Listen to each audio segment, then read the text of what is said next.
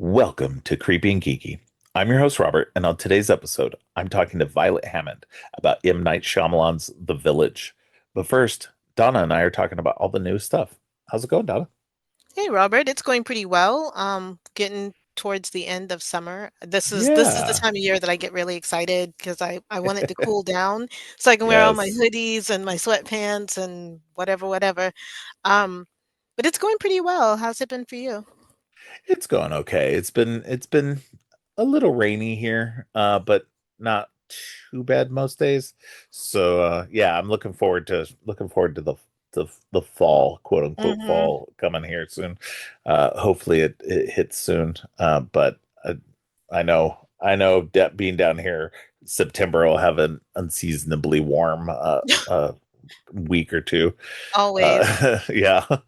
So, but otherwise things are going okay. Work's going all right, and family's good. So, can't Well, complain, I I will guess. tell you, I am doing the arduous task of trying to reassemble all of my DVDs and Blu-rays and Oh. box sets, and this is driving me insane because I didn't realize we had this many movies.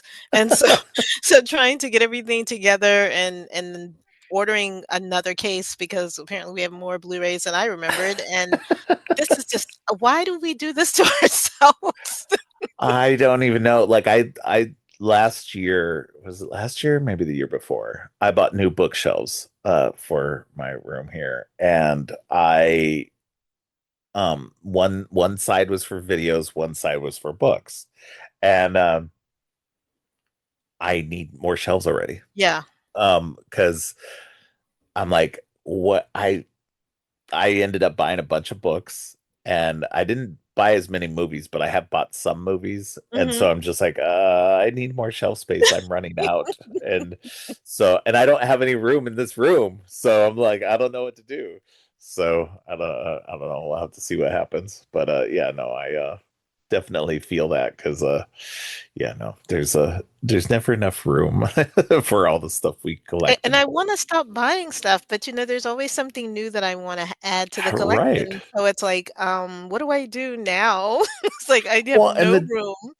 the dumb thing is I read generally solely digitally. Like the books that are on Hmm. my shelf are basically for display. Oh Like my, I don't need all these, but they're backup in case of oh my whatever. Like gosh. for whatever reason, if I ever like lose everything, I'll at least Right. have my most favorite stuff here. And it's the same with my physical like movie collection as well. Like I specifically get like my most favorite things or things that I think are interesting enough to have physically, and sometimes you can only get stuff physically Hmm. that in a good format. And so I definitely I have a pretty good sized collection. It's not huge by any means, but it's curated, and that's the thing. It's like, it's not a, oh, I gotta collect everything because it's like I don't buy everything air like No, the absolutely Arrow not. puts out or everything that Shout Factory or Scream Factory puts out because no. I'm like, now don't get me wrong, I do buy everything from Vestron Video. I've got the whole collection, regardless of whatever it is. But they put out a lot of weird, interesting things. So I'm like, okay, even if it's terrible, it'll at least be something interesting. So but yeah. But that will be something I talk about here as in part of this episode today. So Oh, nice nice. nice little thing to bring up today because I that's think important to my conversation. Yeah, I think what my son is trying to get me to do, he wants to go through and watch every movie that we own. And I said, "Are you insane?" And he's like, "Well, we have it. We could start at the beginning of the year and we could just start watching one movie a day." And I was like, "Yeah, right. We're gonna fall off about 15 days into this, but we might make that a challenge to try to like actually go through and watch everything. And that's a good way for us to know what discs are still working or if any of them have scratches and we can get rid of them and Yeah. that kind of thing. So I don't know. That might be the thing in the new year. Who knows? Yeah. Yeah. I probably should go through my videos again and just really see if there's a few things I can purge out. Hmm. Um, things that I have digitally that I don't. necessarily need to have physically, because I buy a lot digitally also, and I always redeem my digital codes as well, because the convenience of watching things digitally is a huge plus. Right. Whenever I'm interested in watching something and I have it digitally, I just put it on because it's just so much easier than going over, grabbing the disc and putting it in, especially if I'm going to sleep. It's always Mhm. easier that way. Um, so yeah, no, there's probably a few things I have determined, because I had a huge list of things that I was gonna get on Amazon at one point, and then like I slimmed that down because I was just like, I really need to focus on like boutique label things. That if I'm gonna get things from now on, I want to get things like Scream Factory or Arrow or Second Sight or something like that. Right. That's a cool thing, because like the studios, they're still putting out movies, but like by and large I can get that stuff digitally, and I know that stuff's not going to go away anytime soon. The stuff on the boutique label things, those are usually special editions with special features that you can't get anywhere else, and so that's what I want to focus on. When I do buy stuff, I'll still buy the occasional, like, um, um, mainstream thing if it fits my collection. But for the most part, I'm going to try and steer away from that as much as Mhm. possible. So, but and just buy them digitally, because that's where I largely watch it anyway. So, but yeah. We haven't even gotten into the meat of this thing, and we're You talking about really stuff haven't. wildly on a tangent, which is great though, because I love it. But yeah, definitely a good topic to bring up, because I am definitely a physical media person, Me even too. though I'm a physical media collector, even though I'm a digital media consumer. So like, because like most of the comic books I read like are on my tablet, and like books I read are on my tablet and stuff, because but I have since, like, the interesting thing is like I bought humble bundles um of things that I really like, and then afterward I've been like, oh, I really want to have these physically too, so Mhm. I can like briefly look through them, and I'll go over occasionally. I'll see a book and I'm like, I really want to look at that close up, and like, the art on the page type of thing. But like, I've got a big tablet. I've got like an 11-inch tablet, so it's about the same size as most regular size comic books in trade paperbacks. Um, like I like oversized hardcovers and omnibus collections and stuff like that. So those are usually kind of bigger. So the page is slightly bigger.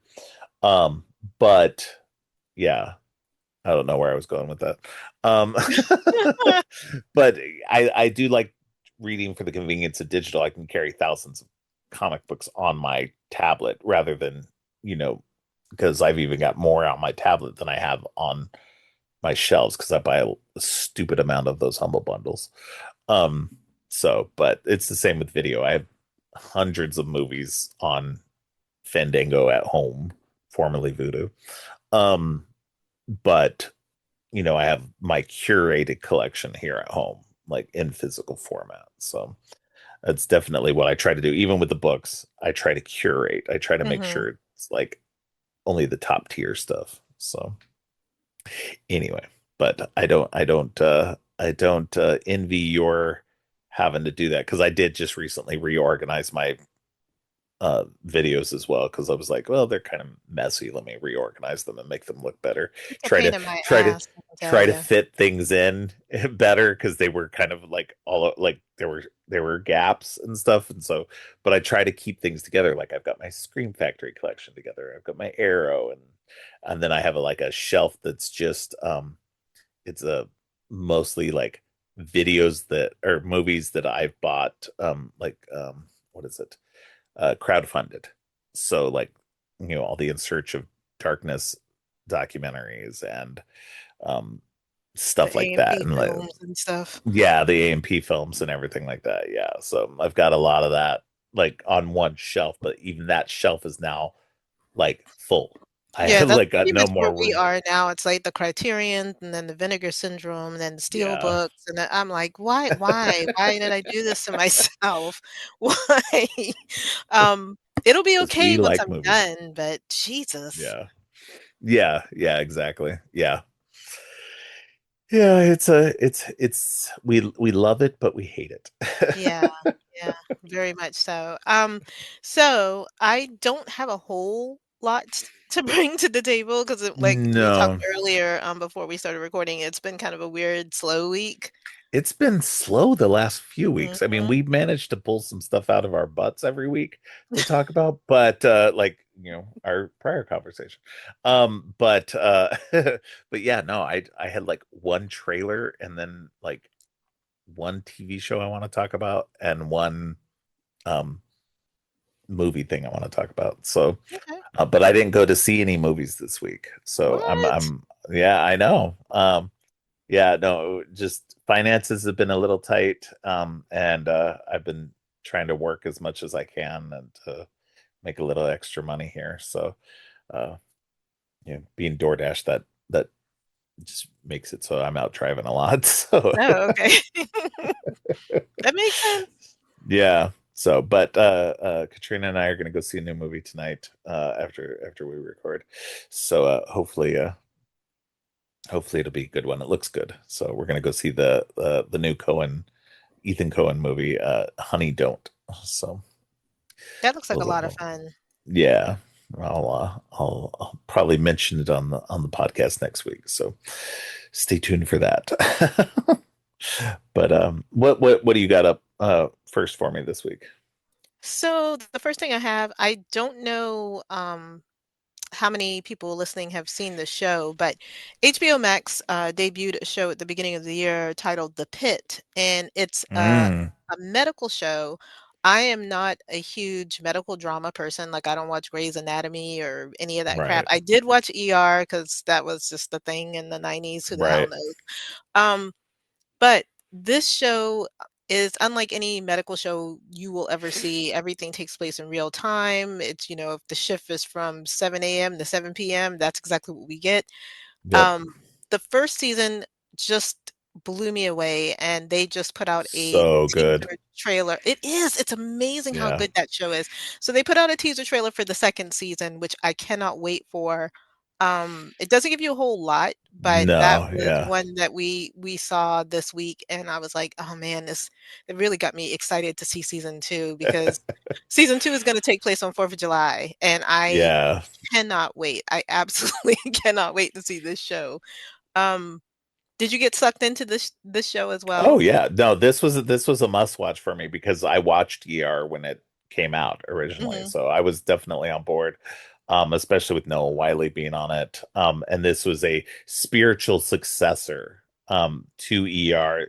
There's a lot of similarities, but a lot of differences as well. And so it was definitely one I was like hyped to watch. And mhm, then like I was literally watching this thing every week, just like first thing. Like as soon as it came on, I was watching it. Well, it came out on Thursdays. There were some times where Katrina and I would go and watch a movie first, and then we come back, and then I'd mhm, watch it immediately after getting back. But yeah, no, this it's so good. Like medical professionals say it's the most medically mhm, accurate show that's ever been on TV. Um, and that's the thing. Like Noah Wiley is a producer on it, and him and John Wells, who's one of the original producers on ER as well, ER, they yep, wanted this show to show the actual reality of being in an ER. And they like you're not getting everything that happens in the ER. You're not getting all the characters' side stories. nope, You're getting little bits, like just as much as you would if you were in um passing conversation, but yeah, we don't have to go through the exactly. whole melodrama of seeing what they do outside of the hospital. Everything takes place in the Exactly. ER, So all and the drama's in there, which is a lot of drama, it's a lot. It's a lot, yeah. but yeah, but it's all within one 15-hour shift and it's like it's so good. Yeah, Like it was one of the best news shows that I watched this year, yeah. and I could not get enough of it. They just had a marathon of it yesterday, on Saturday, and I just sat there and watched the whole thing in one Yeah. sitting because it was just so much, and there are so many things that I'm catching that I didn't catch the first time I viewed it. Yeah. So It's a show that you really ought to give yourself a chance to at least watch the first, I'd say the first couple of episodes, but by the 3rd and 4th Yeah. episode is when it really starts kicking in Oh, and but all of you'll these you'll be effects. hooked from the first The very episode. I first one mean, will definitely have I you don't, hooked. yeah. I what was I gonna say? This oh, and I love that it's on HBO Max because they are unrestrained now from um network censorship. So there's cursing, there's nudity, there's extreme amounts of gore. Mhm. Like everything that I hate about medical shit. Like, look, I love me some horror. I love gory shit. But real world shit, like anytime like actual like I've seen actual surgical shows, that makes me my stomach turn. Yeah, Like I I don't wanna can't see any see of that. real world stuff. So when you're watching this show, it borders on that for me. I know it's a show, so that I think helps it, but it still borders on it a The few times where I'm effects are just like, very oh, they're realistic. I so mean, good. I don't know who So worked on, the effects, but they did a hell of a job because 'cause we're talking yeah. broken bones, childbirth, it's Oh man. really graphic. And it does not spare you. There are severely sad moments in this. I mean, Oh my gosh. there are deaths in this that you just you will have a hard time getting over. Yeah. Um, and so even as a horror fan, because it's not horror, this is a straight up drama. It is so good. It's such a good show. I'm glad you brought it up. But yeah, Yeah. it's such a good show. And that the second season teasers, like real quick, I'm glad to see there were characters I didn't think were coming back, like the charge nurse. I didn't think she Mhm. was coming back, but I'm glad to see she's coming back. So Yeah, and I did hear, obviously, because of, Noah Wyle and Wells being so ingrained in wanting to make this hmm. show as real as possible, they are having the effects of the Big Beautiful Bill into this new season. So Oh, this okay. is gonna be interesting to see how they're writing what is happening Interesting. in real life Yeah. into the show. Yeah. But yeah, it's got me super hyped. I know as it gets closer that we'll get more actual trailers and get to see a little bit more of what's going on. But the fact that it takes place over 4th of July is I Yeah, already am that's gonna be cool. expecting the most gross stuff Well, ever to and I'm happen. excited because it's like over a year later, and the characters that we got to know, there were a bunch of new trainees in that first Interns and that stuff, first season yeah. that now we're going to see, like they were second and third years and stuff like that. Mhm, But that we're going to see them now be a year later, a little bit more accomplished, and hopefully a little bit less green and mhm. everything. So yeah, no, it should be an interesting season for sure. I'm excited for it. So. Yeah, me too. So what do you have? Well, they dropped a trailer this week for Fallout Season 2, talking about Yes. TV Mhm, shows. So this one looks interesting. It's building on everything that we found out about in the first season, and it looks fantastic. I mean, I'm glad Amazon is putting the budget and the time behind this show to keep building it up, and looks like we're getting some stuff from New Vegas. So that'll be a real fun thing. I haven't ever played the Fallout games. My son says New Vegas is the best one. yeah, my son loves that one. Yeah, and I bought it and I haven't played it yet. So we'll see when at some point I'll finally get to sit down and play it. Uh but my son was just like, "Oh my God, New Vegas is the best game." So I'm excited for this season because they're going to New Vegas, and Yeah, we'll probably get some of that stuff. the minute we saw this trailer and my son saw, Robert House, Justin Theroux plays this character. He was like, "Oh my god, this is gonna be insane. This season's gonna be the best one." So, Yeah. I've never played them, but I've always seemed to be in the room when they're playing these games, so I always feel like I've played it vicariously through them. Yeah. But this is one thing I will say I love about Amazon shows. They don't make you wait 3 and 4 years before they come back. It's like as soon as the season's over, it's like they get a mini break and they start recording and Yeah. doing everything to get it out. So the fact Yeah, that we're they looking at you, Stranger Things. yeah, no shit. I mean, these kids are adopting babies now. Oh What my the God, it's hell? ridiculous. Yeah. So yes, this I cannot wait. December, the last quarter of this year between the horror movies and the shows, I'm Oh super man. excited. Yeah. Yeah. Amazon or with Fallout coming out and Stranger Things and everything else. Yeah, it's gonna be pretty good uh last quarter of the year, so Yeah, for we need a sure. distraction. What can I say? Yeah, But exactly. this looks great. Yeah, I agree Yeah. with you. Yeah, no, I'm excited for it. What's your next thing? So mine is just a little blurb. So I've been talking about Good Boy for like the last two episodes, the You movie, have been. and I have to let you know that so many people, there was like I saw this. a million views on the trailer. This movie went from being an independent or limited release to now being a full wide release because Yeah. so many people are interested in this movie. I cannot tell you how excited I am to see this, and I hope it does well. I really feel Yeah. like people are just like, "Oh, did the dog die?" That's like the biggest Google. Yeah, yeah. But I just wanted to throw that blurb out that it went from being limited release to wide release now because it has inspired so many people to watch this trailer, I guess, over and over. So, um, now are we? I wonder, are we going to get more pet oriented, like the POV from the Oh, pet I'm sure we will. films Oh, I'm now? sure we'll get a lot of imitators now after this.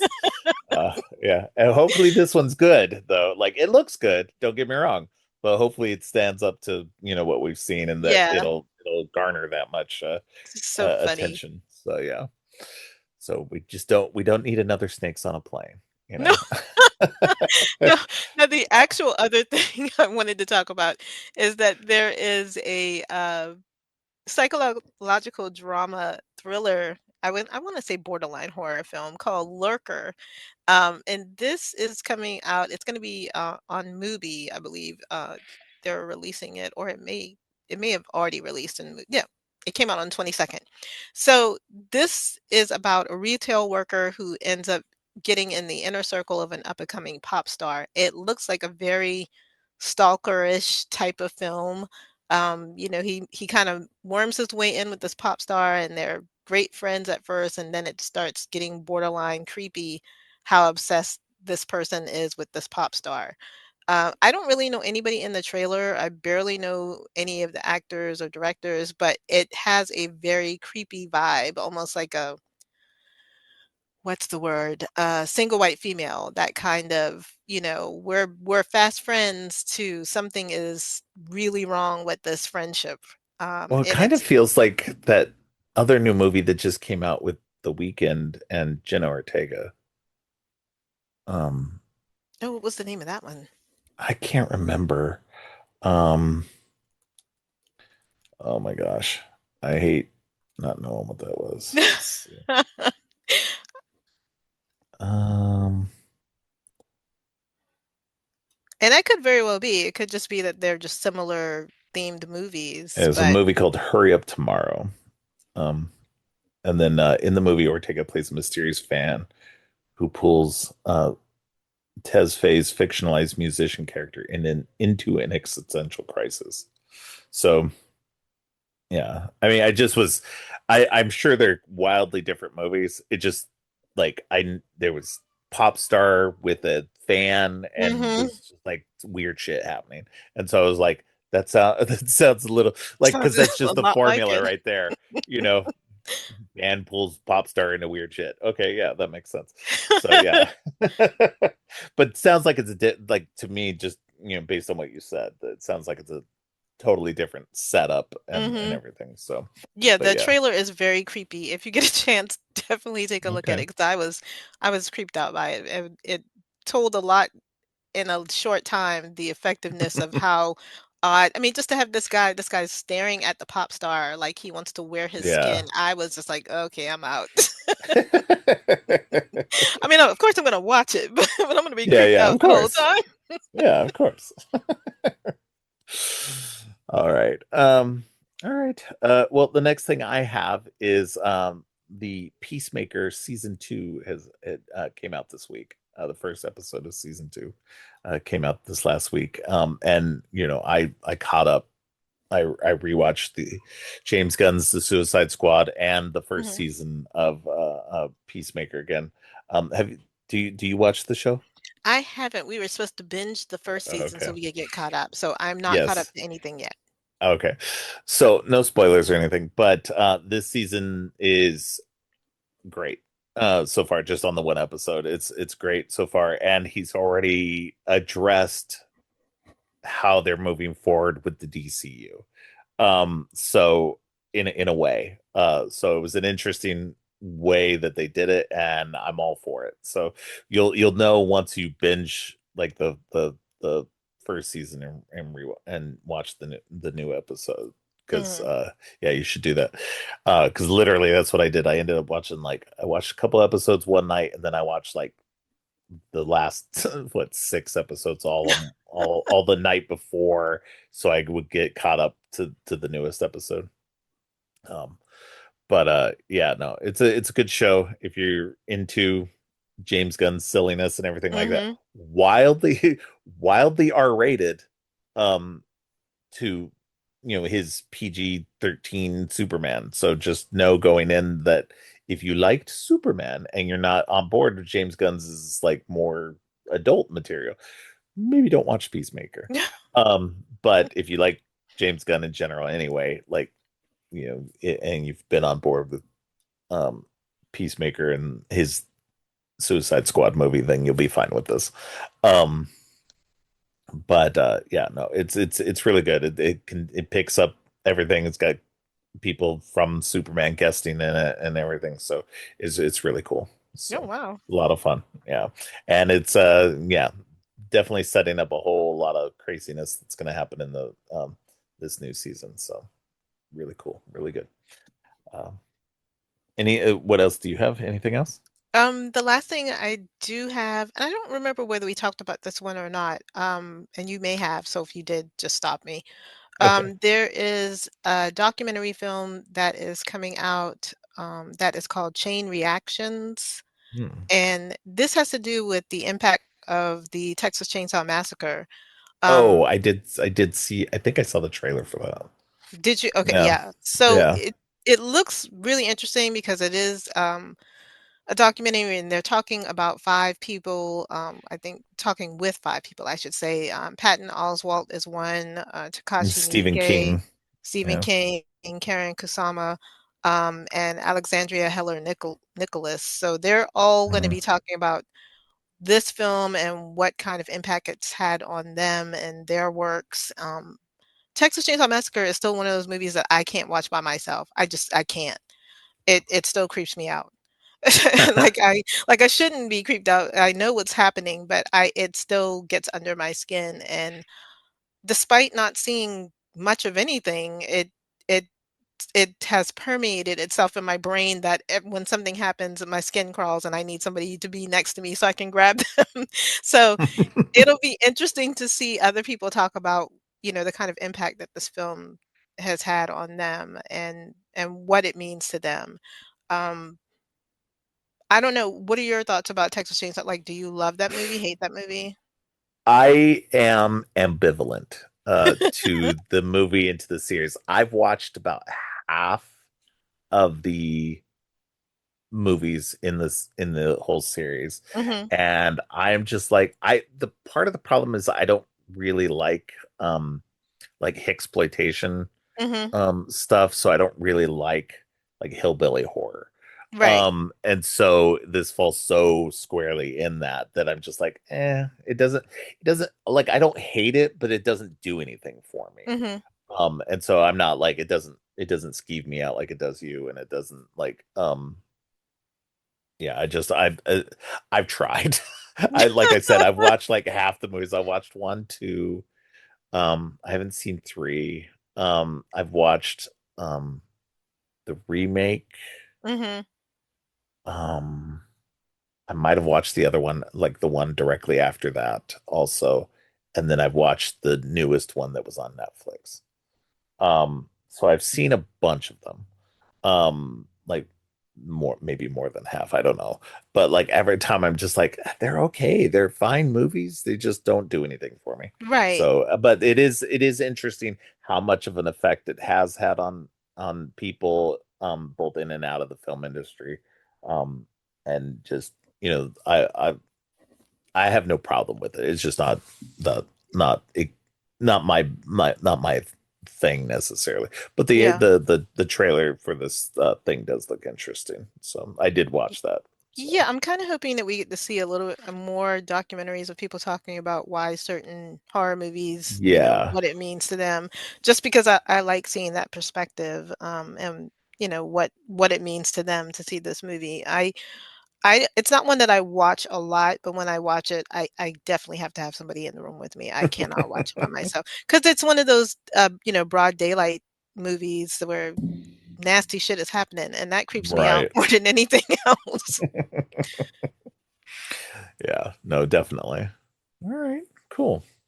All right, well, the last thing I have is I had crowdfunded a movie called Blue Murder by the director Justin Armao, I think is his name. Mayo. Um, he has this is his fourth movie. That Yes, Justin Armao. He This was the fourth movie he directed. He'd previously done Bloodsucker Jones, Bloodsucker Jones and the Creeping Death, and Xanadu Hellfire. And so I backed Blue Murder because I had heard good things about Hmm. Xanadu Hellfire and Erica Kaufman, who has a business with her partner. They have Atomic Cotton. Um, I actually once worked a convention where I was like literally right next to them, Oh, wow. and we talked a bunch and everything, and struck up a con friendship. Um, and so so I was like, oh, okay, she's actually a character in like one of the major characters in Hmm. Xanadu Hellfire. And so I was like, okay, this is really cool. So I always wanted to watch it. And then so when they had Blue Murder come out, I was like, okay, well, I'll crowdfund this. And what I did was also thankfully had money at the time. Um, I There was a package where you get all four movies, including the digital copies, and then later on they expanded that into a whole little neat little box set that came with a bunch of extras and stuff like that too. Like enamel pins and stickers and stuff. Hmm. And um so I bought that box set and I've been making my way through most of the like all the movies the last week or so. So I've watched the first three so far. And they're okay. They're like, I mean, they're low budget independent films. Hmm. So you have to know that going in. So like the first two Bloodsucker Jones movies, they're very silly, um, like basically just joke movies the whole time. They're there's a loose plot through both of them, but it's just mostly just for the director who's like one of the main characters and his friends to just crack jokes the whole time, Hmm. which is fine. They're funny jokes. I literally was laughing out loud several times. So it's over the top and dumb and everything like that, but it works.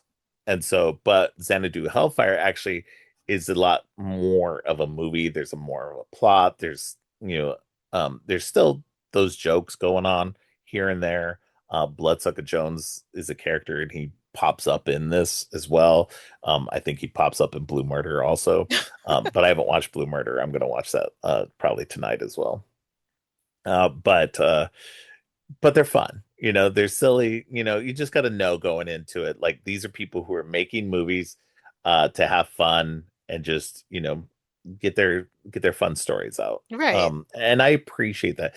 It was something that I used to not care about, and would just kind of push aside and just be like, oh, I don't care about this kind of junk. This is dumb. But I would definitely say that, stuff like Murder Size and everything like Mhm. that kind of made me reevaluate that You're and kind of go welcome. back. Yeah, yeah. Uh, it wasn't just you, but I know definitely, it wasn't just me, but definitely I know was I helped. definitely helped, definitely.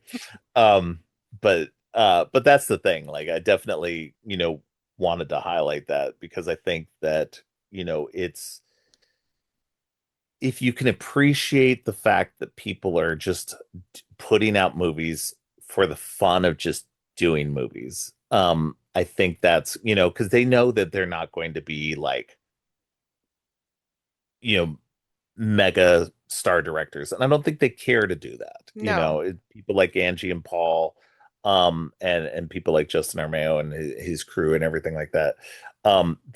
They're just doing it for the fun of making movies and just, doing it for the goofs, and or with Angie and Paul, they're making fun, maybe more serious movies and stuff like that.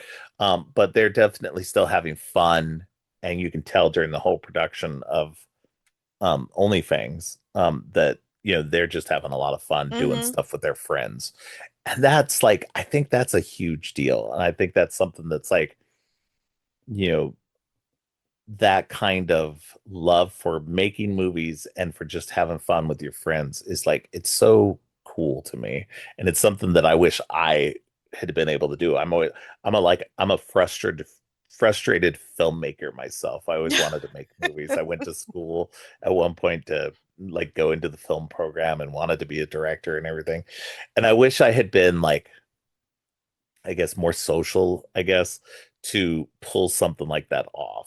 Because it's something I always wanted to do. And I feel like these would be the kinds of movies I would have made.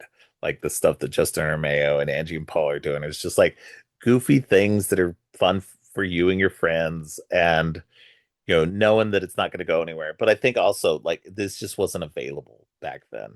I mean, you Mhm. could, don't get me wrong, you could do it this way and you put it on VHS and maybe the early days of DVD, and that's you get a lot of shot and video style things. People have been doing this for decades, just doing dumb stuff. And I even have done something like this in the past.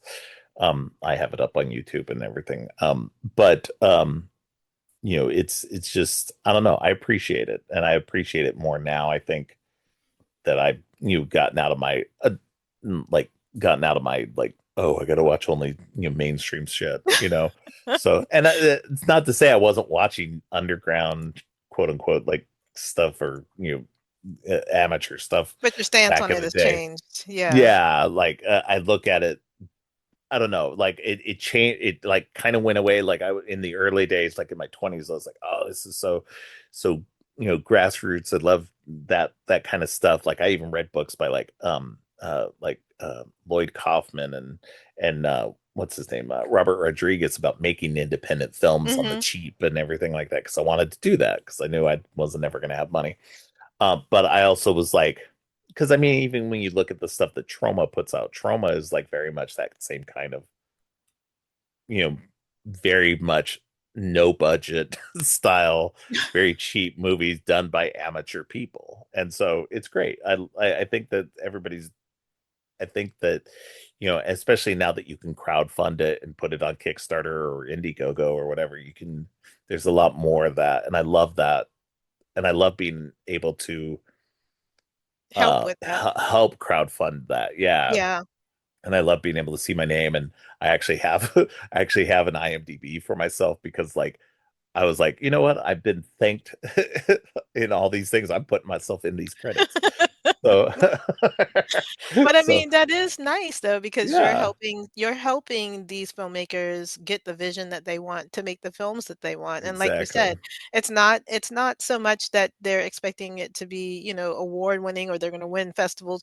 This is the kind of movies that they wish they could see, and this is the kind of movies that they want to make, Exactly. and they get to have, like you said, all this great fun with their friends.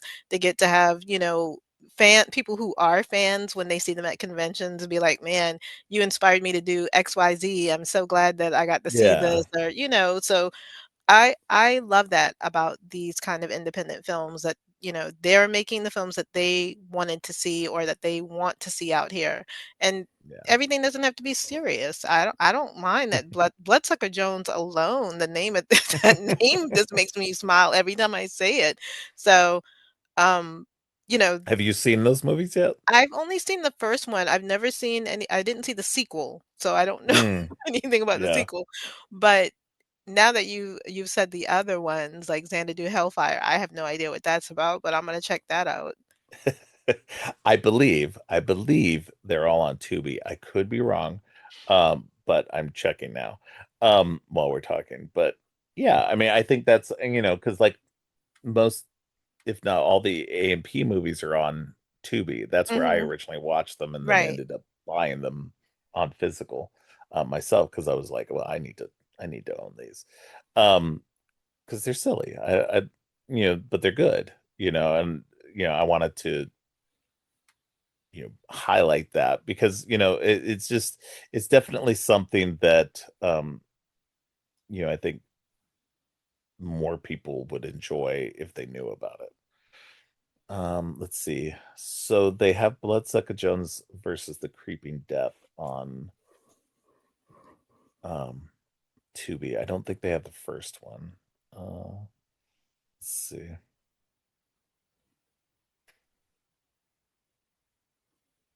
And then I think, yeah, they have Xanadu Hellfire on there also.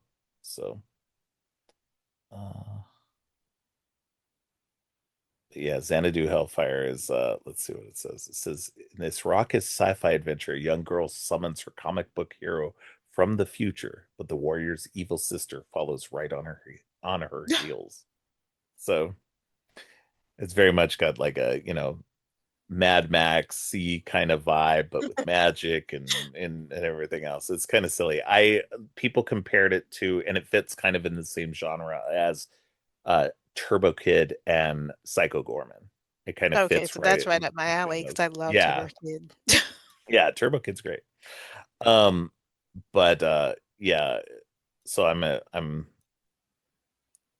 it was fun. It was goofy fun, but definitely a little bit more serious than the first two, the um what's it called? The Bloodsucker movies. But yeah, I mean they're definitely silly. 100%. Blue Murder is yet to be on Tubi, so it's probably just because it's still shipping out to people and Mhm. everything. So uh it looked like I was one of the first people to get their box set. So um based on what I saw. But which was nice for me.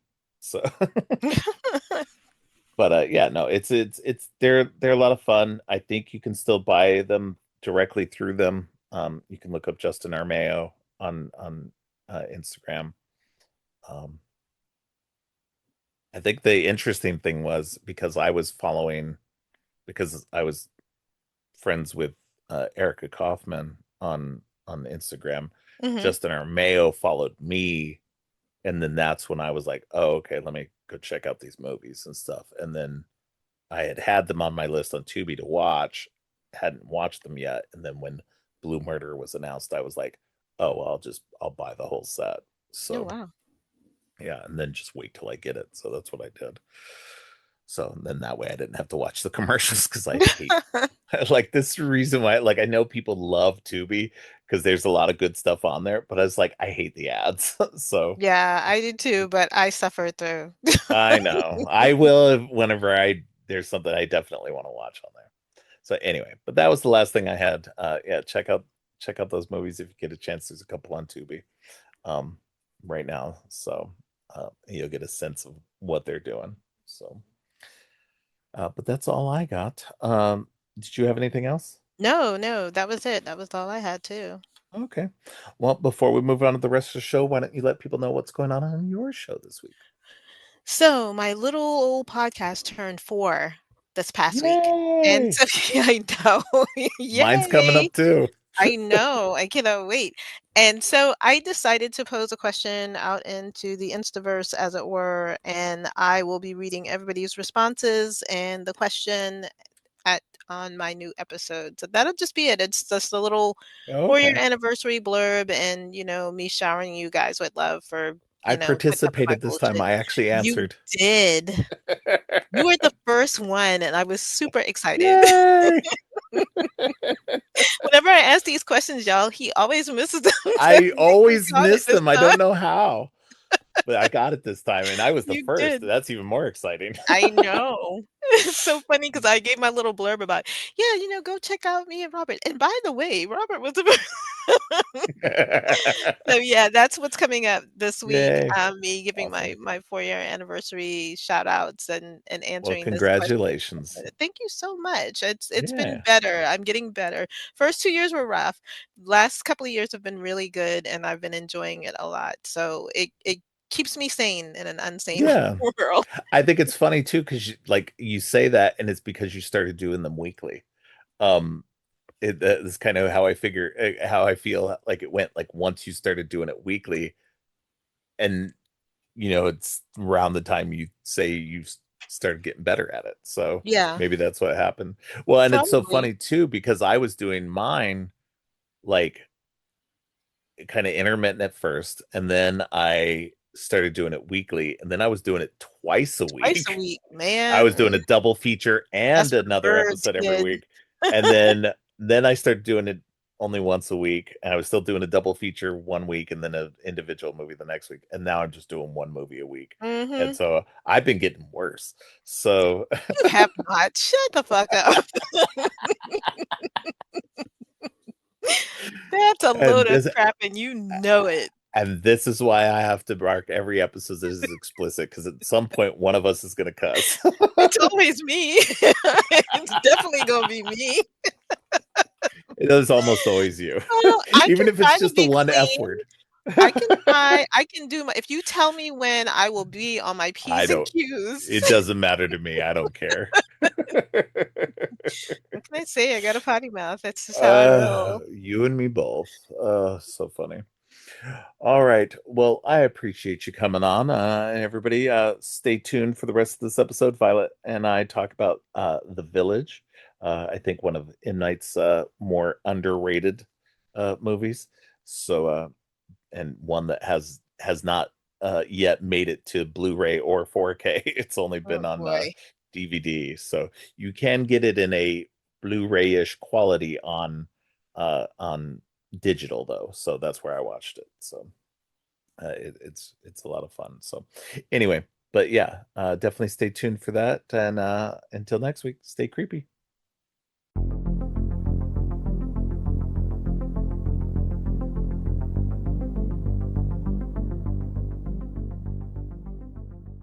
On today's episode, Violet Hammond returns the show to talk about The Village, the next film in my series on M. Night Shyamalan. Violet is the managing director of a theater in New York, and she's also the co-host of the podcast Movieversaries and the upcoming show Three Circles. Welcome back to the show, Violet. Yay, thanks for having me. Always a pleasure. Yeah, always great having you on. Speaking of Three Circles, that's about to come out Mhm. in August, right? Here in August. Yeah, very soon, Um, very soon. Yeah, when this episode drops, it'll be let's see, August 27th. So your Oh, show it should will already have be coming. just come out. Yes. Yes. All Oh, right, this is cool. coming out on my birthday. Ooh, Oh, fun. well, happy birthday. Yay. Happy early birthday. Yeah. So yeah, no, yeah, so stay tuned for Three Circles because I'm on the very first episode. Um Sure are. um oh, the first preview episode, I guess. Um Yes, and then you're I'm on the on primer. another. Yes, I'm on the primer, and then I'm on an Mhm. episode later on in the first season as well. So uh Yes. speaking of, how's that going? I haven't heard from you guys in a bit to pop on for any weird episodes. We're still somewhat I don't want to say scrambling, that's the wrong word, but we are trying to make sure we have everything situated for season 1 before we start Gotcha. the season 2 recordings. Oh, So, okay, gotcha. yeah, Makes but sense. and we already I think have a tentative season 3 list. So, Okay, cool, things cool. are you're definitely going to be contacted for something. I know that. for Since for you've more than kindly just the one offered I'm to already. be the Yeah, yes, so you've kindly offered to be the person who comes on to talk about the things nobody wants to talk about. So, yes, which are the exactly. fun ones? I Yeah, keep no, exactly. saying, No, like, we had the the two weird weird ones that ones nobody. this season are Yeah, great. Yeah. yeah, the ones that people don't like want to do. Like, of course, that's the ones I'll do because it's like they're going to be bizarre and funky, and sure, they might be bad, but they're going to be a lot of fun to talk about because what else are you going to be able to talk about them about except for kind of ripping into them? Yeah, It'll a be little all in bit. version of MST3K. But So, even then, we try to be nice about it. yeah, of course, of course. So I'm looking forward to it though. So it should be a lot of fun. So Yeah. I'm ready all for right. people to hear those. Yeah, me too. Yeah, it'll be. I'm ready to listen to some of them. Also, listen to my favorite ones about some of the Disney movies and stuff like that I like and enjoy. So I didn't get to be on the Tron episode, unfortunately, but I'll definitely listen to that one. So Mm-hmm. I know. so Everyone grabbed that. yes, That yes, was a popular pick. yes. I grabbed the next one though. So Yes, you did. yay! I'm excited because Legacy is my favorite. So Oh, uh, good. Oh, so I then can't. you'll be Yeah. happy. You'll have a No, lot to yeah. say. Out of the two, definitely, I was happy that I got Tron Legacy. So, I'm excited. So, because I haven't even talked about it here on this show, which I Ooh. should do at some point. Um, anyway, but maybe we'll do it as a crossover. Um, Oh, ooh, hey. yeah, maybe. Everyone likes a crossover. Yeah, that could be a good idea. Hmm. All right. Well, before we get to that, let's Yes. continue on our trip in the worlds of M. Night Shyamalan. This time with The Village. Like I said, this came out in 2004. This was the last of his original Disney movies. He Mm-hmm. did this was followed Sixth Sense, Unbreakable, and Signs. In that, I'm not sure if he had an overall deal with them or something, or if it was just like, yeah, let's keep doing it. But after this, he parted ways with them and kind of bopped around studios for a while until he landed um, later on, I think, with Universal, and did Mm-hmm. the bulk of his later stuff from The Visit on to uh, I think, I'm not even sure, old. I think it was his last one there. But anyway, so he's this was the end of that era. I can kind of understand why this was probably the last time that they said this, because at the time this was a kind of a divisive movie. It Um, was. in terms of his popularity, it took a big hit with this movie. Yeah. And you can kind of understand why when we get into this a bit, but you know, I will say I always liked this movie. There was a I kind of guessed the what was going on, not really the twist, but I kind of guessed what was going on with stuff because things were kind of weird to me during the course of watching the movie. So I was like, Mm-hmm. something weird is going on. This doesn't quite line up. And then but it never detracted from my enjoyment from the movie. Mm-hmm. Mm-hmm. And I've always maintained that this was a good movie and one of the better ones that he had done. And I kind of feel like generally overall that's kind of for me his whole thing is he his movies have been good. They're not always great by any means, but they've always been generally good. Most of them anyway. So Right. but and this one especially. So what did you think? When did you see this? Did you see this when it first came out? I saw it when it first came out. I went with my mom because my mom likes scary things, and we had gone to see all of his movies together before that. Actually, I don't think we saw Sixth Sense together. I think I saw Sixth Okay. Sense, but um, my like really super quick detour. My funniest memory of seeing Sixth Sense was that I believe I saw it months after everyone else. Like the entire Oh world yeah. knew that twist, and I was in like a movie theater with maybe four other people who were just seeing it probably for like their third or fourth time, and Right. I like yelled out loud, like, "What? Oh my god!" Like I legitimately had no idea what was going on. Like That's I was the awesome. last human being on earth who did not know what the I'm twist glad you didn't at get the end of the spoiled. Sixth People were Sense. really good about Yeah. holding the secret on that one. Yes. And it's So that's not something I think that really happens that much anymore. I think no, people are just spoiler like culture dying is to spoil it for people. yeah. Well, not Yeah, just no, that, but months even like months after that came out. I had no idea. yeah. Yeah.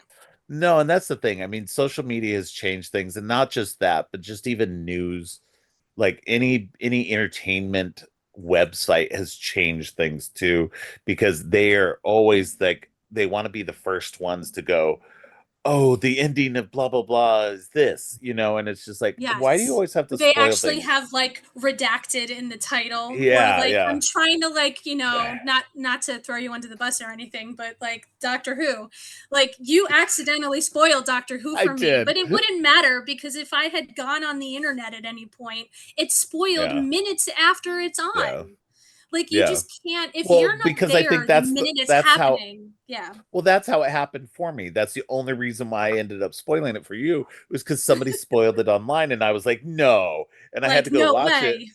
I had to go watch it to see what happened, and then I texted you, and I was like, oh my god, did you see this thing? And completely spoiled it for you. It was And fine. It then didn't even matter. I know, but I'm so against spoiling things for people Oh, that like it I was won't even hilarious. spoil things that are like, decades old for fear somebody hasn't seen it yet. For the most part, like Yes, most you things, try. like the Sixth Sense. But see, and that's the thing though too, is like I will say, like with a lot of these movies and stuff like that, there's been enough time that there's now new people discovering them, and because Yes. we're not talking about them as much as we did back then, Mhm. the secrets are now safe again. And Right, I love right. that, like that, when you come down to it, like you can go back as a new person watching this, and you can discover for the first time that Darth Vader's Luke's father, and Yes. you know I'm not gonna get into all the other stuff, but All that you other know stuff. but everything that's been spoiled is like is new again and fresh again for people. So I love Yeah. that we can circle around, and especially with M. Night Shyamalan's movies, we can circle back around. And just for Mhm. anybody who's listening, for sure, we're going to spoil this as I usually do with these Yeah, I episodes. feel like So we will but we already know that this is I mentioned it off air. This is like a vibes movie. Like we're going yes, to be talking a lot about like the vibes of it. But we're not going to yes, get too like intense about what happens in each scene. But no, no, like no, this no. movie is like But we is got to like talk about the such. spoiler, yeah, Yes, we do. We do have to talk about that. Now, I because it's remember part of the seeing, vibe. oh my So God, it's totally part of the vibe. I remember seeing signs with my mom and like losing my mind. Like her joke is always that I'm always like pulling her arm off when we're in there because I get scared about stuff. So, like in signs when the alien is on the TV and Joaquin Phoenix like falls back with his, that's that was one of the me. Like best scenes. that was legitimately me in the movie theater though. Like I Yeah, almost like jumped out of my chair, like I climbed onto her. Like I get so freaked out. You know that like usually his stuff is like just the right amount of scary for me. It's right. like just enough where it's like Yeah, I get it's the just thrill creepy of more being than scared. scary. It's creepy more than like a horror-y kind of Yeah. thing. The Village I have loved from my first viewing. I Yeah. love this movie. It's my favorite of his movies by far. Uh, For the vibe. For the yeah. vibe, Well, honestly and sincerely for the vibe. and that's the interesting thing about it too, is it's not like they sold it, the marketing sold it as a Mhm. scary Yep. monster creature movie, and it's not that. It's Not so at all. not that. And that's the unfortunate. I think that was the unfortunate part, is the marketing made it seem to be like a crazy monster Yes. movie, like a scary monster movie. And it's not that at all. There's creepy vibes here and there, and Mhm. there's one really great sequence where you're on the edge of your seat. Yes. Um, there's two really great moments. But then um beyond that, it's mostly just chill, and It's um chill and it's and just people talking. yeah, yeah. Yeah. And Mhm. so and I like that. So I mean, but let's get into it because I Yes. really want to talk about some of this cast. It's got a great cast in it. Yes, it does. It's the debut of, like, not the debut, but her first starring role of Bryce Dallas Howard, who is the Yep. daughter of famous film director Ron Howard.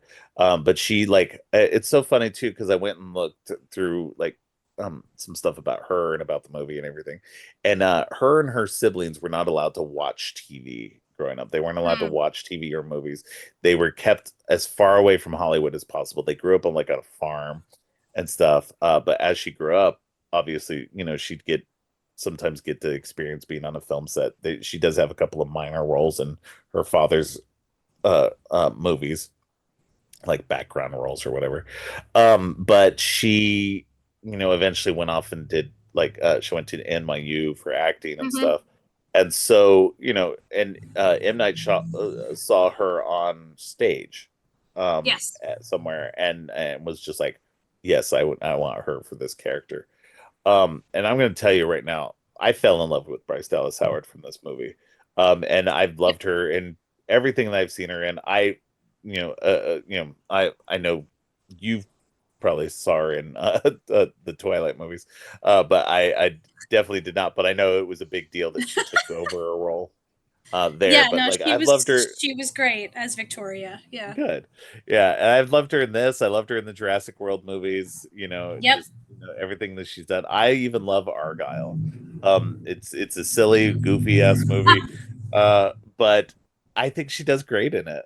So, Nah, I love what her, and I love her honestly as a director. Her yes, Mandalorian and that's the thing. episodes Her are directing, amazing. Yeah. Her like, directing I is know great. she's not the one writing these episodes, but I think even if she was, but I think she's been so good at the directing, like Yes. Mandalorian, and she's done directing in a bunch of different Star Wars things, the TV Mhm. shows. So I'm hoping she gets even more to do in the future with that, because she's her episodes are some of the better ones for sure. Some of the best Um ones for sure. yeah. Yeah. No, I Yeah, love her. so I and like having you, having loved her since this yeah, movie.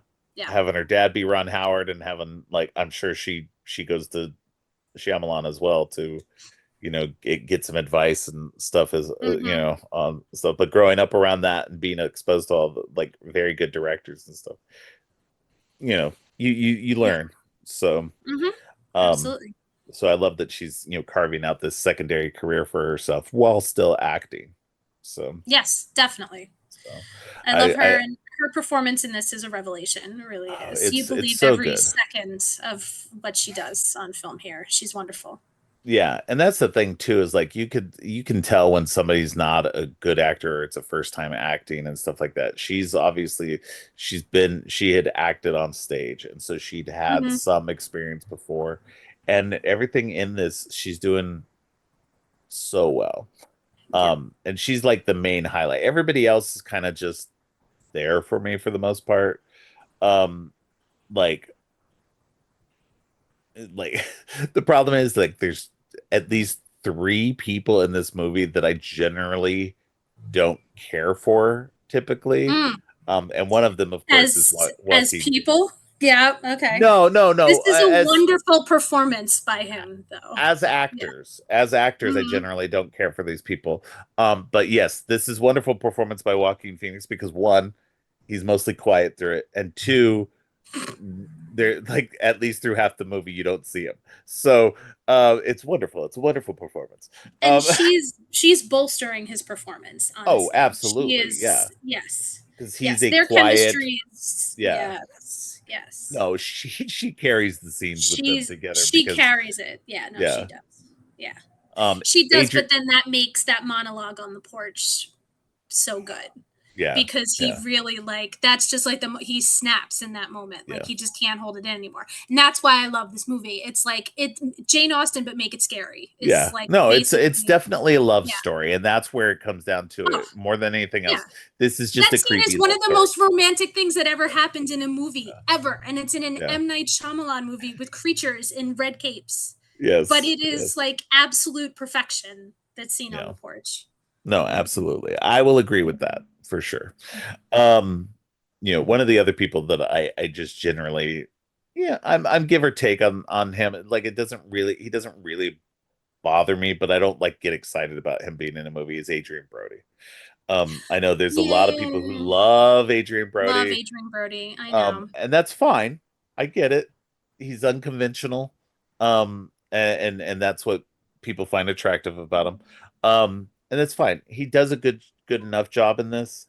Um, He does a good but job in this, but in my research, because believe it or not, I know we are getting into it, and that's the whole point of doing this episode. But there is an awful lot of, if you go on YouTube, why The Village is actually a great movie YouTube videos.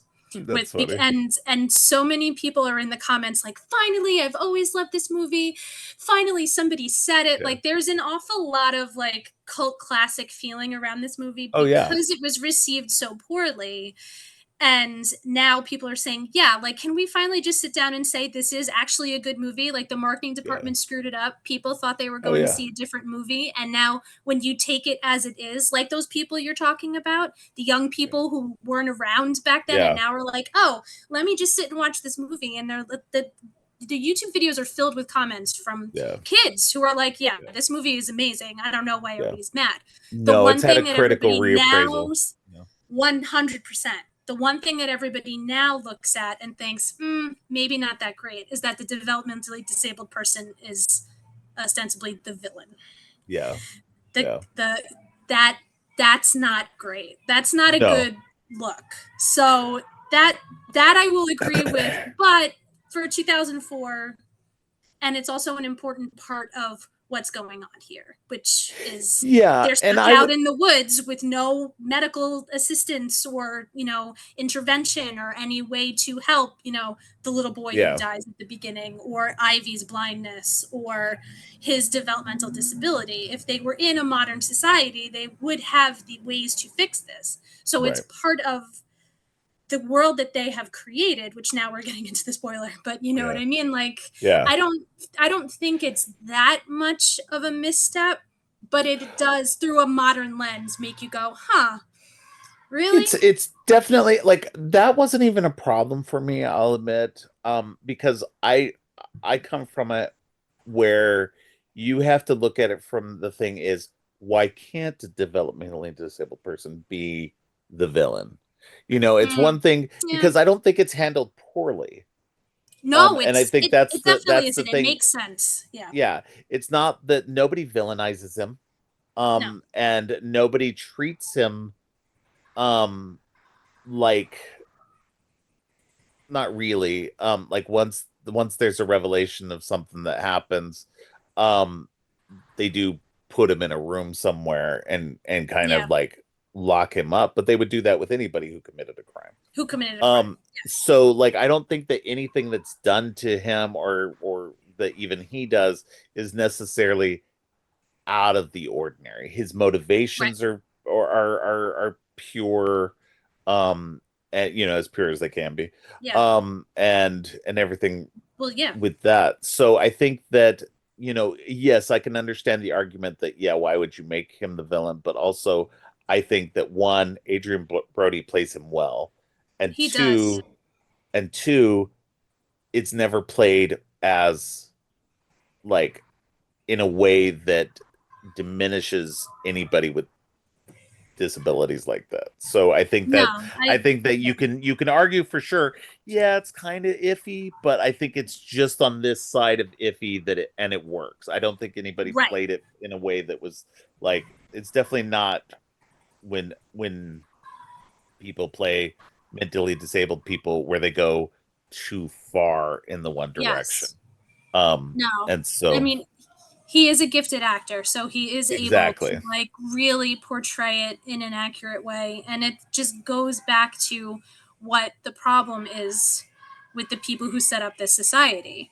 They thought if they could do Yes. all of this, they would like erase the possibility of violence. But the I think we violence need is inside us. yeah. Yes. So I think we need to just, get it out of the way Yeah. right now because I think we it's hard Hmm. to talk about the rest of this without talking about the twist. Right. And so I think you just need to get it out there and talk about it. So the twist We're of gonna this rip the is, Band-Aid off. yeah. So just if you haven't watched this movie, stop Yes, right here, go watch the movie, come back and listen to us, come back. because we're about to spoil it. So anyway, so stop right here, and now from here on we're going to spoil. But here is what happens, is that this is a group of people who met each other through a support group, for people who lost family to violence. It Yes. looks like from the picture that they show, and just from the ages of all the children that are there, at least the Hmm. oldest children that were there, this was like 30 years ago at Yes. minimum. And so that would have to be the 1970s. The picture Um, looks like the 70s for sure. Yeah. yes, yeah, everybody looks very early 70s at that. And so this is a group of people who one of them, that William Hurt's character, Yes. which is another actor that I generally have not cared for.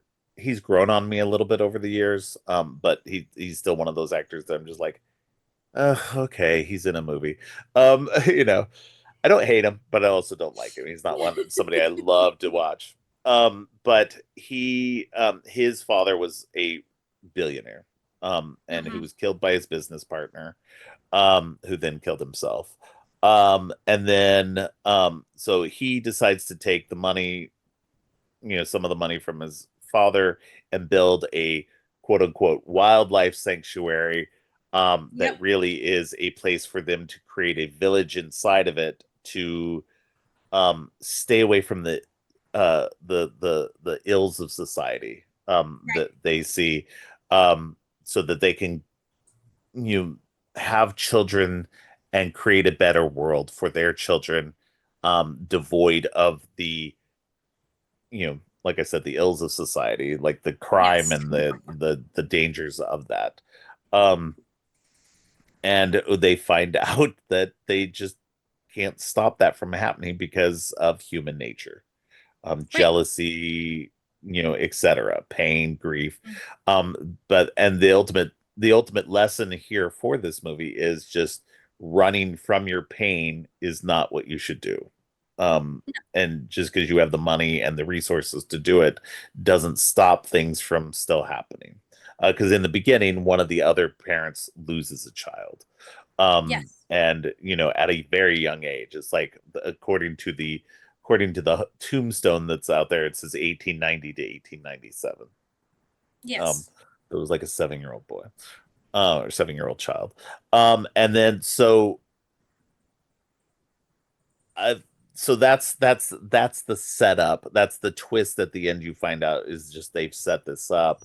But and it was a great twist. Don't get me wrong. Oh yeah. That was the Oh, I thing. was And shocked the first time. so I wasn't. This was the thing that, Oh, like, you figured it out, you said. during the Yeah. course of it, it wasn't that I figured it out. Something just felt off in the way they spoke. It didn't feel as natural to me, Hmm. and part of that may have just been because they were modern actors, but I don't even think that was the case. It was just like there was something off about the way they acted compared to when people act from, if they were actually in that age. And so I Yes, was just I can like, see that. something is definitely off about this. I couldn't put my finger on it. So when the twist happened, I was like, oh, okay, that makes sense as to why I was feeling the way I was feeling. Um, Hmm.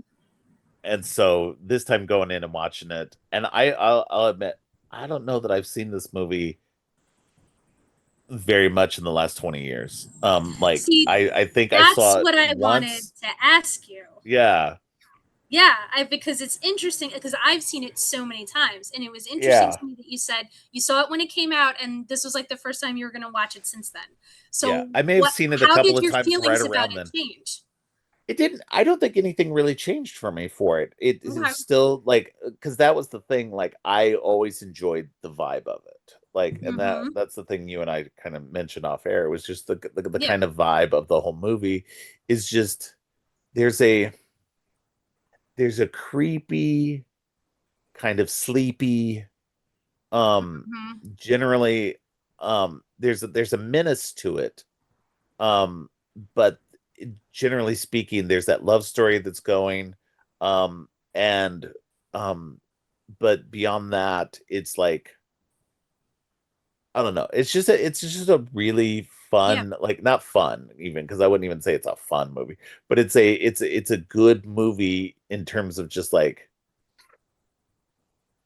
where the twists happen, how they're revealed. Because the Right. so that's the other thing about this movie is they create this village inside of there, Yes. but then they create these woods around it and they create this barrier around it. But it's not really a barrier. It's just like these flags that are put up and they tell all the Hmm. kids don't go past this line. There's monsters in there. Yes. And And then if they somebody goes past that, then they'll come into the village. That's the whole point, is that we exactly. don't violate, which to me, I guessed that first twist.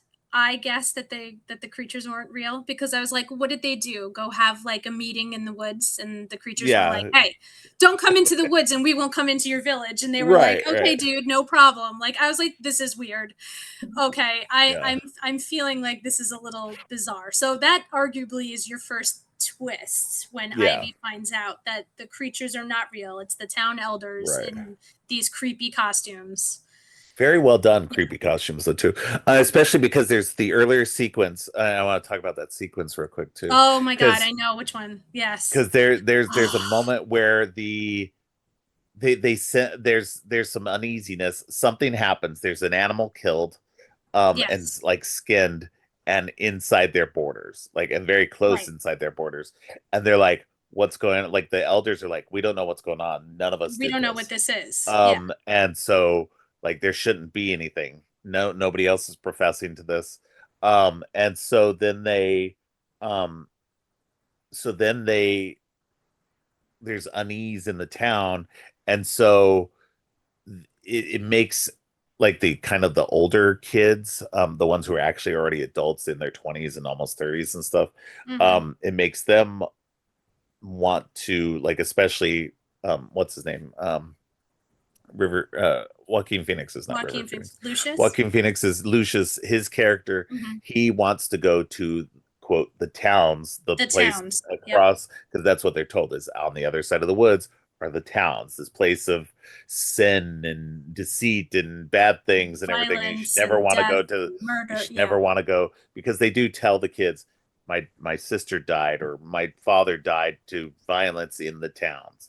And so Hmm. they're told all these horror stories about living outside of the village, so that they'll want to stay. But Lucius, he Yep. wants to get help, number one, and two, he's like any other kid who lives in a small town and hears about the great big outside world, wants to go explore. Yeah. And so like anybody does, there's a certain aspect of that that you just, you can't control that. Um, Hmm. and so then um, so I think they try to go like no, I think I'm jumping Well, ahead. he just But kind of walks into the yeah, he woods. walks into the woods He just and kind of crosses the border, which you're really yeah, kind of like meant to feel like is a right, big deal. And then right, after that is when we have that right. amazing And sequence. Yeah. so then we have a sequence where um um Michael Pitt's characters. There's this great cast of young actors at the Yeah. time. Michael Pitt, Jesse Jesse Eisenberg, Eisenberg. yeah, I was like, Frank oh my God. Fran Kranz, Judy Greer. I mean, Judy Yes, I Greer. love Judy Greer. This is Judy Greer's Oh, era anyway. Like this is like a she was year in after. everything. This is a year after 13 going on 30, a year before Yeah. Cursed. Like I love Judy Greer. She's one of Yeah. my favorites. She's always been one of my favorites. Um, Also, Bryce Dallas Howard's sister in Jurassic World. yes, yes, They're yes. They play sisters sisters in again. this, and they're Yeah. sisters in that. Yep. So yeah, so great ensemble cast of young actors, and in the adult actors, not only do we have William Hurt, but we also have Sigourney Weaver as Lucius's Sigourney mom, Weaver. and then we have She's Brendan wonderful in Gleeson this. as well. And there's Yep. Cherry other Jones, the great Cherry Cherry Jones. Jones, yeah. Hmm. We've got so many great actors in this. And it's just wonderful. You know, it kind of reminds me in some ways, like now I thinking about it, like there's definitely I think Midsummer gets some of its vibes from this in a way. Like, a village that's kind of like, you know, just a village that comes together. They're all at these long tables eating and stuff like that. And you get that kind of same sequence in Mm-hmm. Midsummer. Um, but definitely way two different movies. Just like Yeah. just thinking about it just then, I was just like, oh, you know what? This is kind of giving me Midsummer vibes. Yep. And I think that's what ultimately what kind comes down to it. This is like definitely like a folk horror in a lot of ways. But anyway, but we get this sequence where Michael Pitt's up on one of the watchtowers at night. They have somebody stand, one of the young kids, like the younger like the younger adult The males, teens kind like of, yeah. stand up there and watch for anything coming across their border. And generally nothing does. But at one point, he hears a sound below. He opens up the little latch to see it, and a creature in a red cloak walks by. Just goes Very right there and oh my god, jump yeah, scare. very reminiscent of the alien walking by in Science. Just like Yes. whoop, just passed. And again, one of Shyamalan's great like shots, of just like, oh yeah, we're gonna do this real quick thing. And so he freaks Oh out, yeah. closes it back up, rings the Mhm. bell, and then everybody knows the creatures are within the The border. creatures are coming. And Yes. then so they all run, they're all trying to get inside their houses and then to their shelters that they have underneath the houses and everything. And then um uh what's his name? Lucius comes very close to one. And you see he's on the side of the building. You see one come up, and it's like this hulking thing in red. You see Yes. these The giant clawed claws. hand and these giant Yes. quills out of its back. And it is very much It's a very scary. great creature design. I love the creature Mm-hmm. design here. Like seeing this, if this had been real, this would have been just scary as shit. Um, Yes. and then there's a moment where her name's Ivy, right? Ivy. Yes. Yes, Bryce Dallas Howard's character's name Ivy. She's out there waiting for Lucius, and she's got her hand held out, and you see one of the creatures is coming Mm-hmm. closer and closer and closer to Mm-hmm. her, and starts to reach out its hand. And just at that moment, You Lucius see grabs her hand Lucius's and hand takes her, runs and inside, that closes the door. music, Yes. and the music. James Newton Yeah. Howard, Oscar Oh, nominated score. Oscar James nominated Newton score for this movie. James Newton Howard scores for these like so he did the music for everything of Shyamalan's from Sixth Sense to After Earth. And after that point, I guess I'm not sure why they stopped working together, but it's definitely I think that's definitely where you can feel the vibe. It hasn't been quite the same with Shyamalan's Mm, movies. I still love his movies, even his most recent stuff, but like I don't know, there's a whole vibe shift from these all of these earlier ones to that. Just because James Newton Howard, man, just fantastic. He goes on that to do all the sequence. music Oh, for he goes on to do all the music for the Hunger Games as well later on. yes. So Oh my definitely god. love that music as well. But James Newton Howard, great, perfect for M. Night Shyamalan Oh, stories. Just he's so good at these.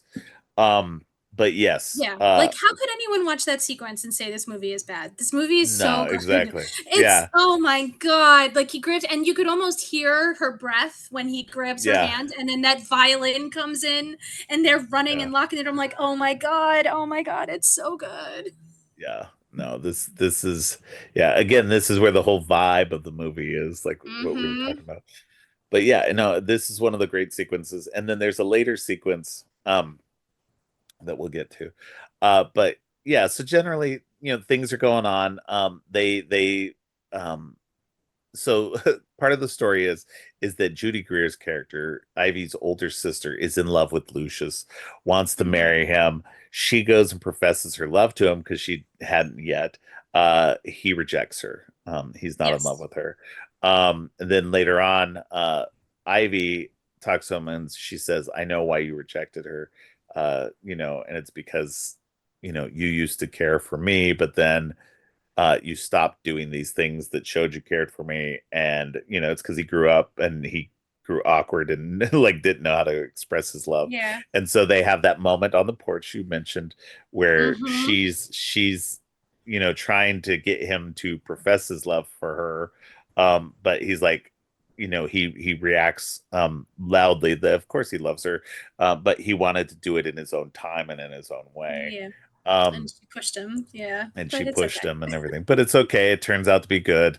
They announced their uh Their engagement. intention, Yep. their engagement and everything. And then Adrian Brody's character Noah, Mhm. he was always her and him and Ivy always had this special relationship together, this great friendship together. They would play and because he was disabled, mentally disabled, she She's was blind. physically disabled, so they kind of probably got paired together a lot, and just a natural friendship grew out of that. But him not understanding exactly what's happening, or him understanding it in the way that he understands things, he reacts violently to Lucius taking Yes. Ivy away from him in a way, or the prospect of that happening, and ends up stabbing Lucius several times. Yes. It And is unflinching. oh yeah, but completely off screen. Um, Yes. The except for when the one of knife the gets last pulled out. ones. Yeah. Yeah. Oh, Um, yeah. and so apparently to this movie was going to be rated R because the initial stab um had a sound to it. Oh, And so they cut the sound out, and that retained the PG-13 for them. okay. That was the only reason it was going to get pushed up to the R-rated set. It was because of the sound of the knife going in. Ugh, Um, okay. Well, yeah, I'm so glad. I mean, it makes sense. I think it's much more effective because you're just like, what's going on? And then they do the look down, and The then you see the knife reveal coming of the out. knife coming out. Yeah. Yeah, and so I think it's very well done, and very much still shocking, without having to Mm. hear the sound or anything like that. I think more shocking too because you're just, what's going on here? Because you just see Um, the close-ups on their faces, and then you yeah. see the knife, and you're like, you realize what happened, and it's just Well, and then heartbreaking. just Lucius just falls too. It's a hard fall too. It's like And it's then a he picks great it up again, and he does it again. stabs over and over and over Oh, again. yeah. Yeah, so it's just rough. And so that's when they lock Noah away. They patch Lucius up as best they can, but he's infected now. He's got an Yeah. infection, and they don't Yeah. have modern medicines to fight Nope. infection. And so so they don't know what to do. They the elders, the people who have made this community and everything like that, who know the real world and everything, they're like, well, what can we do? Um, and Ivy wants to go to the towns on her own to go get To medicine. get medicine. And then ultimately, her father, William Hurt's character, agrees to let her go, but has to show her the town's secret, which is that Mm-hmm. they, as the elders, have been the creatures, those we do not speak of, Yeah. that they have been the creatures all along, and that this is. I don't think he doesn't tell her that the town is fake or anything like that because she doesn't. No, Because just yeah. yeah, but Yeah, he, just that they're the creatures. He tells yeah, her the creatures aren't real. It's a fantasy. It's yeah, it's to keep. He tells her that part. You don't know the right. other part. But to keep the secret to herself. And so, because initially she's sent along with two of the other boys as well, Fran Yeah, Kranz's character and Michael Pitt's character. And they go into the woods, and immediately Fran Kranz turns around. He's like, nope, can't do he's it. like, nope, I'm Um, out. Yeah, and then uh, Michael Pitt's character gets part of the way in, and he bugs out too because he can't. He's mm, too freaked out by the too woods, scared. and by the creatures because they weren't told that the creatures were fake, Yes, and she's just not going to tell Ivy. them. Yeah, and so she's alone the rest of the way, and so you're like, well, she should be fine. There's nothing actually in the woods. It should be good. Uh But huh. as she's walking along, one, she falls into a pit, which was like crazy. That was a great sequence too because you're just like, Yes. the hell? Like, how is it like she held on and made sure and got out of the way. Yeah, she Got climbed up out of out. the way. Yeah. So It was great, but it was definitely was a harrowing scene for a moment. Mm, But then a little bit later, she is suddenly stalked by one of the creatures. You see it, she yes. can't see it, but she can hear it, and it, it comes in to attack her, and you're just like, wait, what the fuck? These creatures are supposed to be Oh, that big. that's my biggest memory from seeing this movie with my Yeah, mom, because I was straight up in the movie theater going, but they're not real. But they're not supposed yeah. to be real. And my mom went, well, it's right there. Like, I'm like, It's right but they're not there. real. They're not real. They're not supposed to be real. She's like, well, it's right there. And then Yeah. like then it started running, because it's very like Yes. it's that Oh very man. still moment, and then all of a sudden it's like boom, it starts running, and you're like, ah, like, oh my god, that sequence is Yeah. crazy. Yeah. No, it's great. It's But it so has a good. logical explanation. Yes. So she realizes that she can use that pit that she'd fallen into as a Yep. trap and stands right in front of it. And then the creature comes running towards her. She steps out of the way. He falls in the pit, and that's when we get the discovery that it was Mm-hmm. Noah in the suit. It's poor Noah. Um, He found a suit. he found a suit under the floorboards of his house or whatever, and where his parents had been hiding one of their suits. Yep. And And I think so they do like say that he was the one leaving the he skinned was the animals around. Yes. exactly, yeah. So they So they they he was the realized one that he doing the was probably the one. mysterious, violent things, Yes. and yeah, Yeah, exactly. That there was something like that he was doing. And again, I can see where people are like, "Oh, well, why do we have to make disabled people the villain? Because like he shouldn't have been, why was he the one being evil and everything like that?" It's just it's sometimes it's just curiosity. It's just I don't think yeah. any of it was not. I don't think any of it was supposed to I don't think be. any of it had malice really No, to it. because you see Yeah, whenever they were making the sounds of the creatures, or even when they were like the elders were trying to scare the town, like the village of like that one night and everything like that, he was yeah. excited. He thought it was He's funny. laughing. He thought it's Yeah, a joke because he knew it wasn't real. he And knew it wasn't so real. Yeah, so he none of it was all fun for him. He didn't mean anything hmm, bad for it to happen. He was just trying to be funny, and he knew that people would react, and it was a game for him. And so I yes, think it was a that's game for him. I and think I going after Ivy is a game. Like what he did to Lucius was jealousy. But yes, but going after yeah, Ivy was a game, and it could also be jealousy in a way too. He hmm, like it was like a, well, if I can't have you, nobody can. But I mean that there's happens for that. any people. And so I don't Yes, think that just attributing anything, 'cause I don't attribute any of that to his disability. So no, no, so I think and that that's yeah. They took him it all out in the woods, saying if we get him away from envy and all of this stuff, then no one will have any reason to be violent. But it doesn't matter. Like those things still come up. It's we're human we're nature. inherently we are an It's what inherently we do. violent species. So Yes. there's just whatever kicks that in, it kicks it in for any of us. Any of us could Right. be violent for whatever reasons. We suppress that as best we can, but we're yeah, all creatures are violent. So Yes. anyway, I don't want to get into a philosophical discussion here, but but yeah, so he ends up falling into the pit, and because he had no way of bracing himself, and it's a deep pit too, so Yeah. he ends up hurting himself and probably poking himself with those quills and everything else. So Probably. Yeah. you never really see exactly why, but like he's got blood on But his face, and he is yeah, bloody, and yeah, and he's he's just not gonna laying be able to there. get out of there. Yeah. No, and he ends up dying on the floor of that pit. Hmm. And I don't even know if she knows that it's him. There's She no, doesn't.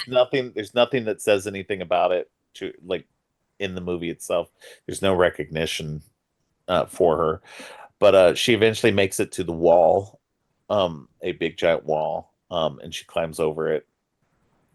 And then once she's on that side, suddenly, we've been set in this, pre Yeah. 1900s village, and that's what we've been meant to think it is this whole time. But then ends up coming up this car that says like Walker Preserve on it. Walker Nature Um, Preserve. Yep. yeah, and her name is Walker, Ivy Elizabeth Walker. And that's when the twist actually happens, that you find out that this has been a well this, and then the elders start looking at pictures, and you start hearing quotes, like, voiceovers from from the them, like yeah talking during their from the uh support group. support Yeah, group, and talking about what they could do to change their lives for themselves and for the future of their children. yeah, And so, um you get the obligatory Shyamalan cameo, which is yep. great because it's only you only hear his voice for the most part, and you see his face in the reflection of the refrigerator at one point. But that's it. It's a it's a good cameo. I don't have a problem with his cameos. I think they're great. Um, he always picks something minor, nothing overly important. Um, other until we get into the next movie, Lady in the Water. And then That yeah. Well, he was a little more important in Signs. Signs, I yeah, think he gave himself that's too much true. to do. Yeah, he took a step back for this one, but Yeah, yeah. yeah, Lady in the Water, he gave himself way too much to do. Yeah, another movie I um, like, not as much as yeah, this one, but I don't yeah. mind it the way other people do. Another movie I think I've seen literally once. I think I've seen Lady in the Water several, or not Lady in the Water. I've seen this one, The Village, several times, but it had been right around 2004 and Mm-hmm. maybe a couple of years after that. But it's been close to 20 years since I'd last seen The Village. I know for sure I've only seen Lady in the Water once. So Right. that'll be an interesting viewing experience for sure. Um, but I remember generally liking it. Again, Bryce She's Dallas great. Howard is the main character, so, and Yeah, Paul she's Giamatti, great. right? Mm-hmm. But yeah, so you get the twist, she gets the medicine, and you presume that everything goes back to normal for them in the village. Um, Right. and and that's where it ends. Um, but yeah, it's like just the good vibes. Like it's just a good, like, between the music and then, like, Mm. it's I wouldn't say there's good vibes. It's definitely a vibes movie. It's a Yes. love story, um, but with a lot of creepiness and malice to it. Um, Yeah, it's a great so spooky season watch yeah, because yeah. the movie feels like October with all the And cloaks honestly, and I all could the branches and the yeah. lanterns, and it just feels like spooky season. Yeah, I could honestly see this as almost being a holiday horror movie too, like a Christmas time, like Hmm. that kind of, because it's got that spooky vibe without it being too Halloweeny. You know what I mean? Yes. Like really Yeah. kind of like that later vibe. Like Hmm. if there had been snow on the ground, it would have been like, I could imagine this being just slightly just before snow starts to drop in their world. Yes, exactly. Um, but yeah, no, just a great cast. Like even with the people Mhm. that I generally don't like, everybody, like, even they did great, and I had no problems with them in this movie. Um, and just it's elevated by the people I do really like: Bryce Dallas Howard, Judy Greer. Um, Yep. the they're the main two I really love. And everybody Mhm. else. But and this is the thing though. This is Bryce Dallas Howard's story. Like Yes, honestly, she carries the bulk of this movie. Everybody else in this is a side character to her. Um, correct. and This is so definitely like her story. Yeah. this is her story, this is her movie, and I think it's built around her. Like I think that's, once he had already had the idea for the movie and wanted to do it, and I think he tested other people and everything, but like this was, once he saw her, it was her movie. And I think Yeah. that it's just, it works so well. I know he created the character of Lucius with Joaquin in mind because they'd previously worked together on On Signs. Signs. Yeah. So, and again, this is the area of Joaquin that I don't mind as much. It's before he kind of got too big. This honestly, like, well, I think Gladiator had already come out, and I didn't care for him in Gladiator. Um, Meh, but I don't generally like that movie anyway. me Um, either. but this is kind of that era, like where he's okay before he kind of got like weird and like a little Yes. too experimental. And that's fine. Yeah. I have no problem with people who do that. I generally just don't vibe with that. Hmm. But yeah, I don't know. I just really like this movie. I'm so glad that it held up 20 plus years later, like since it had been a long time since I'd watched it. You know what this movie, so I like I said with Midsummer, but it also feels like Sleepy Hollow. Yes, it does. So, Yeah. which Another you movie and I I have love. previously Yeah. discussed Which we on talked the about. show. Yeah. Yes. So Oh yeah, yeah. it definitely has some Sleepy Hollow vibes to it. Now that I'm thinking about it, definitely It definitely does. a production, because they actually built this village. They built the village. They Yeah. they did this whole thing where they built this village up to create this for the movie. And so which is what they did with Sleepy Hollow as well. They built a complete village and on a soundstage. This was not Mhm. in a soundstage. This was actually This outdoors and was stuff. actually in a But field. Yeah. but I love there's a moment too where they talk about how like Shyamalan's part is to kind of like answer the questions of like, well, if this village is like you know in current times, then why didn't we see airplanes flying over? How do you Yep. explain that? And he's like, Yeah. well, there was this time a few years ago where they talked about how like, the people paid off them to like alter their flight It's a path so no-fly they didn't zone. go, it's Yeah. a no-fly zone for things, and it's like, okay, come on. These That these part people have that so part much money. that part stretched credulity for me a little bit, but it was like, I get that Well, he needs to. I totally understood why he did it, because he's like, look, people are going to ask this question, I need to reference it right here, because otherwise people are going to yes. bitch about it and go, well, why wasn't that, so I need to give myself an exposition dump, so I yeah. did. So, Well, because that's something, I don't know if you've seen the movie, but have you seen the movie Antebellum with Janelle Monáe? mm, So no. in that one, there's a moment where it seems like she's been yanked back in time. She's like this. I think I'm maybe misremembering, but I think she's a writer, and she gets yanked back into slavery times, onto a plantation, but she becomes a slave. And there's a moment where there's an airplane going overhead, and she's like, "Wait, what?" Like, and Oh, so yeah. it's this moment of breaking the time and everything like that, and so it's a great moment. You should just watch the trailer for it. But it's but that's kind of what that reminded me of just now, Mhm. just like that's how they explain away having no airplanes Yes, over the area. there's no So, airplanes over there. but yeah, no, it's I don't know, I love this movie. I think it's really good. If anybody hasn't seen it, please go see it, because it's actually really, really good. And if you have seen it and you haven't seen it in a while, go revisit it. It's probably better than you think Yes, it is. it definitely Um, is. yeah. And a lot of people have that opinion. Yeah, and I'm so glad people have turned around back on it. Like, I know this was so reading up some of the trivia, this was one of Siskel and Ebert's most hated movies, especially Oh, Ebert. It was on his yes. most He was hated list. so mean about I it. don't I've never liked Siskel and Ebert. I always thought they were too mean, especially Ebert, which is ironic because he was very much a guy who, like, I think he was a frustrated screenwriter slash filmmaker, because Mhm. he ended up doing some stuff here and there, like screenwriting things, but most of the stuff he wrote turned out to be like schlock. And so Yeah. it's like, obviously you wanted to be something, so you became a movie reviewer instead. Yeah, And exactly. I feel like some of today's reviewers are kind of like that, but there's definitely a lot who are better, and they come at it with a better critical eye than they used to back in the day. Um, Yeah. and so I I don't know. I think this movie, I'm glad it's getting the critical reappraisal that it is, and a lot more people Mhm. today are coming back to it, and without the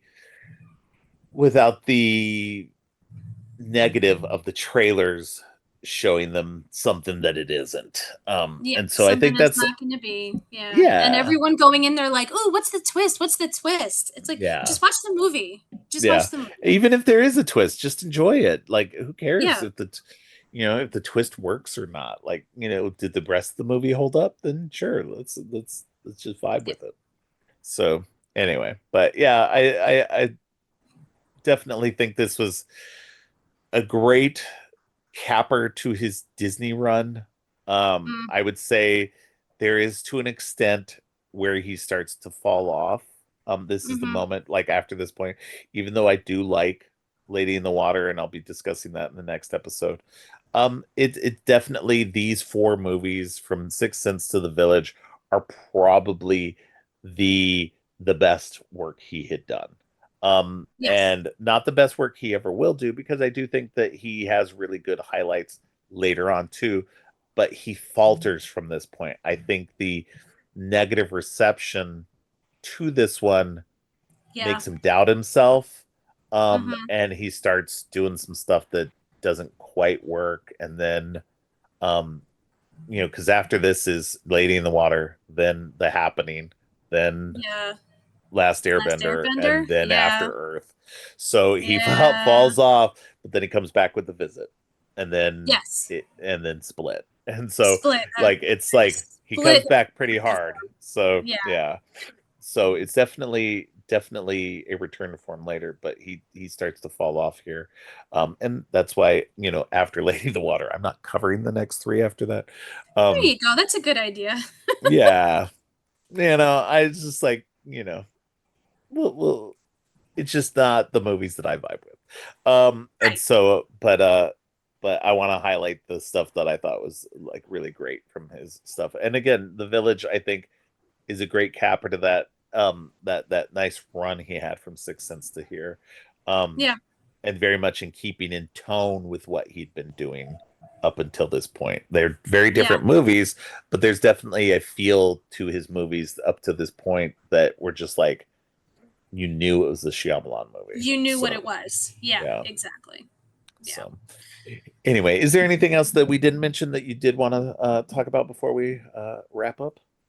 No, I think we got it all. I am just, as you just said, really happy that this is getting reappraised. I have always loved it. I love it, and I want more people to see it and say, "Oh, this isn't that Yes. bad." You Oh can yeah. even say, "Oh, I really liked that." It's okay. You don't have to always be too cool for school. It's okay to like things. Exactly. So Exactly. just watch the Especially, movie, vibe with it. You'll enjoy it. Add it to your yeah. spooky season playlist. Throw it Yes. on this Yeah. October, and you'll enjoy it. Yeah, definitely 100%.